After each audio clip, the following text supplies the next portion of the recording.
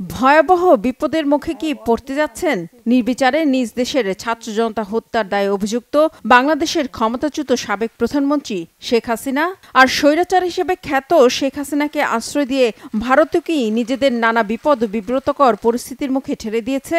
নতুন করে আবারও এই প্রশ্ন উঠে এসেছে বাংলাদেশের অন্তর্বর্তী সরকারের পররাষ্ট্র উপদেষ্টা মোহাম্মদ তৌহিদ হোসেনের এক বক্তব্যের পর।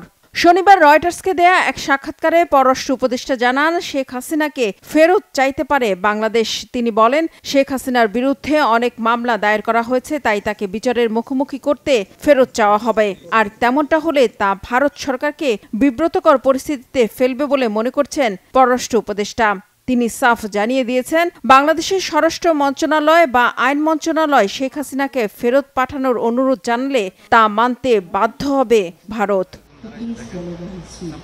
এমন অবস্থায় প্রশ্ন উঠেছে, শেখ হাসিনার সামনে কি পথ খোলা আছে? তাকে কি বাংলাদেশে ফেরত পাঠানো হবে নাকি ভারতেই রেখে দেওয়া হবে?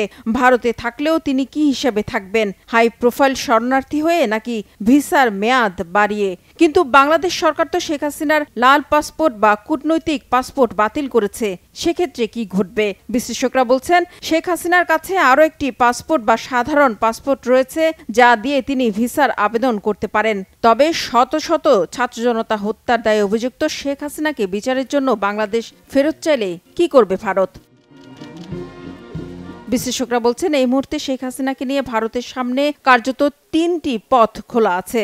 এক, বাংলাদেশের সাবেক প্রধানমন্ত্রীর জন্য তৃতীয় কোনো দেশে আশ্রয়ের ব্যবস্থা করা, যেখানে তিনি নিরাপদে ও সুরক্ষিত পরিবেশে থাকার নিশ্চয়তা পাবেন। দুই, শেখ হাসিনাকে রাজনৈতিক আশ্রয় দিয়ে ভারতেই এখনকার মতো রেখে দেয়া। আর সর্বশেষ তিন, আওয়ামী লীগকে কোনোভাবে সক্রিয় করে দলের সর্বোচ্চ নেত্রী হিসেবে শেখ হাসিনাকে বাংলাদেশে ফেরত পাঠিয়ে সংগঠনের হাল ধরানো। তবে ৩ নম্বর পথটি বাস্তবায়ন সম্ভব নয় বলে মনে করছেন বিশ্লেষকরা। সেক্ষেত্রে ভারতে থেকে যাওয়াই শেখ হাসিনার জন্য ভালো পথ। তবে এই সিদ্ধান্ত আগামী দিনে দিল্লি ঢাকা সম্পর্কের ক্ষেত্রে বিরূপ প্রভাব ফেলবে বলে মনে করছেন বিশ্লেষকরা।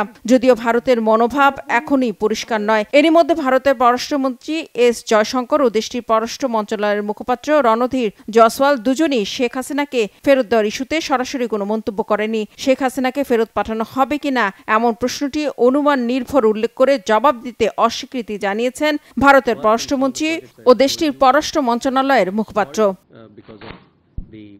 তাহলে শেষ পর্যন্ত কি ঘটবে শেখ হাসিনার ভাগ্যে?